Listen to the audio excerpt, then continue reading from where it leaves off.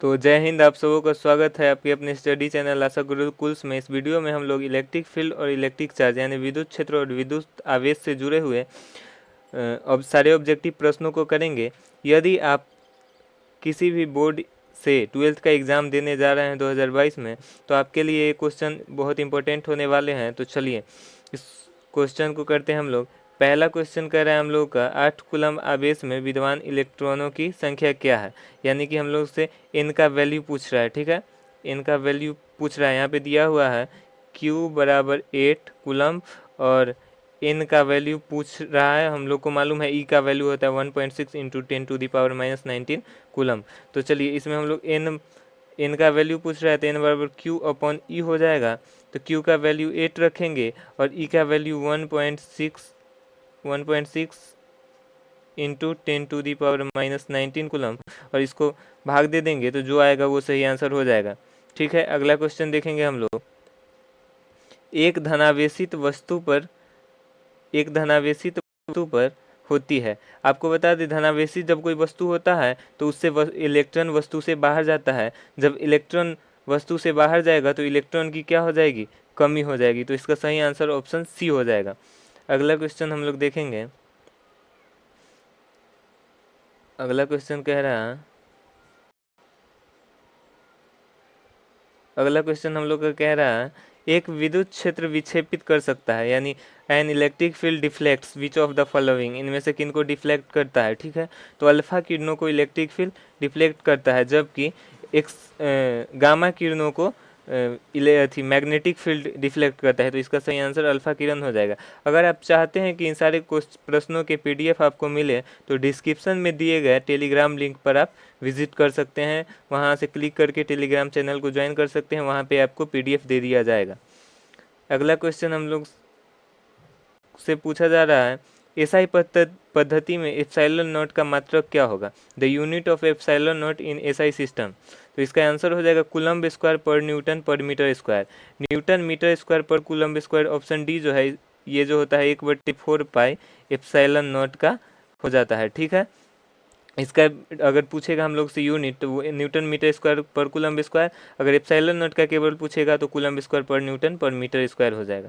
अगला क्वेश्चन देखेंगे हम लोग। अगला क्वेश्चन कह रहा है एक स्थिर आवेश उत्पन्न करता है। आपको बता दें कि स्थिर आवेश जो है केवल वैद्युत क्षेत्र उत्पन्न करता है, जबकि गतिशील आवेश वैद्युत क्षेत्र तथा चुंबकीय क्षेत्र दोनों उत्पन्न करते हैं। अगला क्वेश्चन देखेंगे हम लोग, धातुओं का परावैद्युतांक क्या होता है। आपको बता दें किसी धातु का परावैद्युतांक अनंत होता है, किसी चालक का परावैद्युतांक, एक मिनट, किसी धातु का परावैद्युतांक अनंत होता है, किसी चालक का एक होता है, और हाईली कंडक्टर यानी कि जो सबसे अच्छा चालक होता है उसका एक से ज़्यादा हो जाता है, और कुचालक का जो है शून्य हो जाता है। तो इसका सही आंसर हो जाएगा अनंत। अगला क्वेश्चन देखेंगे हम लोग।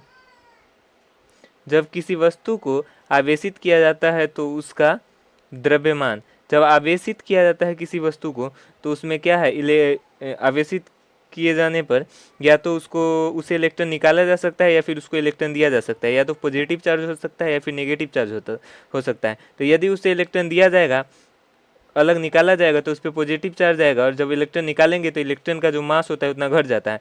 जब उस पर निगेटिव चार्ज आएगा तो उसको इलेक्ट्रॉन दिया जाएगा, जब इलेक्ट्रॉन दिया जाएगा तो उसका मास जो है बढ़ जाएगा।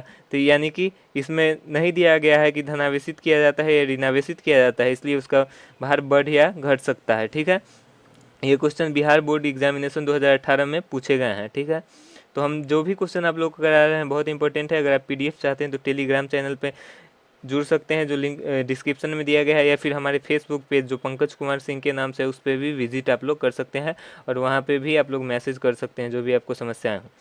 चलिए अगला है हमारा, एप्सिलॉन नॉट की बीमाएँ क्या होती है। आपको बता दें एप्सिलॉन नॉट की बीमा m इन्वर्स L-3T4A2 होता है। इसको निकालने के लिए हम लोग क्या करेंगे, F बराबर K Q1 Q2 upon are square जो होता है, इसमें k का वैल्यू 1/4 पाई एप्सिलॉन नॉट रख देंगे। उसके बाद आर स्क्वायर को इधर ले जाएंगे, आर स्क्वायर को जब हम लोग इधर ले जाएंगे तो क्या हो जाएगा, F R square upon Q1 Q2 into one बराबर हो जाएगा 1/4 पाई एप्सिलॉन नॉट। फिर इसको उलट देंगे, एप्सिलॉन नॉट को ऊपर कर देंगे, यहाँ पे Q1 Q2 ऊपर बटा F_r² नीचे करके सबका डायमेंशन भर देंगे, तो इसका सही आंसर हो जाएगा ऑप्शन बी। अगला क्वेश्चन देखेंगे हम लोग। अगला क्वेश्चन है वैद्युत क्षेत्र तीव्रता का ऐसा ही मात्रक क्या होता है। आपको बताते वैद्युत क्षेत्र तीव्रता E बराबर होता है F/Q, यानी कि फोर्स का हो जाएगा न्यूटन, Q का हो जाएगा चार्ज का हो जाएगा कूलम्ब, तो न्यूटन पर कूलम्ब, यानी ए इसका सही आंसर हो जाएगा। अगला प्रश्न हम लोग देखेंगे। अगला प्रश्न कह रहा है ई तीव्रता के वैद्युत क्षेत्र में P द्विध्रुव आघूर्ण वाले वैद्युत द्विध्रुव पर लगने वाला आघूर्ण यानी टॉर्क पूछ रहा है। इलेक्ट्रिक फील्ड और द्विध्रुव आघूर्ण यानी डाइपोल मोमेंट P दिया हुआ है, तो आपको बता दें दोनों के क्रॉस प्रोडक्ट के बराबर होता है, यानी इसका सही आंसर P क्रॉस E हो जाएगा। अगला प्रश्न देखेंगे हम लोग। ये कह रहा है +1 माइक्रोकूलम तथा +4 माइक्रोकूलम के दो आवेश एक दूसरे से कुछ दूरी पर वायु में स्थित हैं, उन पर लगने वाले बलों का अनुपात। आपको बता दें दोनों के बीच परस्पर लगने वाले बलों का अनुपात 1:1 होता है, क्योंकि जितना अनुपात ई दोनों के बीच लगेगा उतना ही अनुपात ये दोनों के बीच लगेगा। अगर ये दोनों और फिर इधर भी 2 चार्ज दिया रहता और इधर भी 2 चार्ज, तो उसका अलग अलग हो जाता। तो इसलिए आपका यहाँ पे चार्ज का वैल्यू कुछ भी होगा, तो इसका अगर परस्पर पूछ देता है हमें परस्पर बलों का अनुपात, वो हमेशा 1:1 होता है। चलिए अगला प्रश्न देखेंगे हम लोग। अगला है रिक्त स्थानों की पूर्ति कीजिए।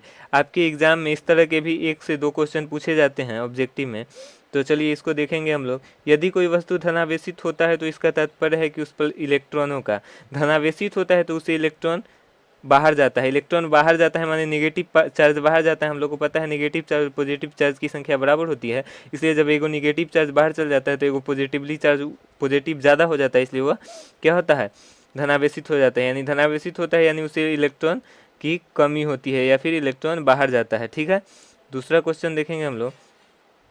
दूसरा क्वेश्चन कह रहा है दो दिए गए आवेशों के बीच लगने वाला बल उनके बीच के दूरी के वर्ग के व्युत्क्रमानुपाती होता है। वर्ग के इन्वर्सली प्रोपोर्शनल होता है, व्युत्क्रमानुपाती होता है। यानी आपको बता दें कि इसको कैसे हम लोग कैसे जाने जब व्युत्क्रमानुपाती होता है, तो F बराबर क्या होता है, Q1 Q2/r² होता है। तो इसके बीच के दूरी के वर्ग के व्युत्क्रमानुपाती होता है, नीचे 1/r² प्रोपोर्शनल होता है, तो इसके दूरी के वर्ग के व्युत्क्रमानुपाती होता है। तीसरा प्रश्न कह रहा है 2 माइक्रोकूलम तथा 6 माइक्रोकूलम के दो आवेशों पर परस्पर लगने वाले बलों का परिमाणों का अनुपात 1:1 हो जाएगा। अभी हम आपको बताए हैं कि इसका आंसर 1:1 हो जाएगा। जब दो कोई भी चार्ज हो और उसके बीच परस्पर दे दे, यानी कि दोनों के बीच का दे दे, तो वो हमेशा 1:1 होगा, क्योंकि जितना बल ये इस पे लगाएगा उतना ही बल ये इस पे लगाएगा, इसलिए 1:1 हो जाएगा दोनों। अगला प्रश्न और आखिरी प्रश्न है समरूप वैद्युत क्षेत्र में एक इलेक्ट्रॉन और एक प्रोटॉन स्थित है, उनके दोनों का अनुपात। तो आपको इसको सोल्व करके हम बताएंगे। F बराबर क्या हो जाएगा, पहले इलेक्ट्रॉन का देखेंगे तो मास ऑफ इलेक्ट्रॉन बटा में F बराबर m में होता है। ठीक है, आप लोग को पता है। तो यहाँ पे क्या कहते हैं, मास ऑफ इलेक्ट्रॉन बटा एक्सेलरेशन ऑफ इलेक्ट्रॉन उसके बाद फिर मास ऑफ प्रोटॉन बटा मास ऑफ एक्सेलरेशन। अच्छा, जब हम F1:F2 करेंगे तो ये उल्टा हो जाएगा, और उल्टा हो जाएगा तो इसका सही आंसर हो जाएगा MP/me। MP/me। आप लोग कमेंट करके ज़रूर बताएं वीडियो कैसा लगा हो, और ये सारे क्वेश्चन इंपॉर्टेंट है। अगर आप चाहते हैं कि इसका PDF प्राप्त करना, तो आप लोग टेलीग्राम चैनल को ज्वाइन कर सकते हैं। और यदि आप चैनल पर पहली बार विजिट कर रहे हैं तो चैनल को लाइक सब्सक्राइब और बेल आइकन का ज़रूर दबा दें।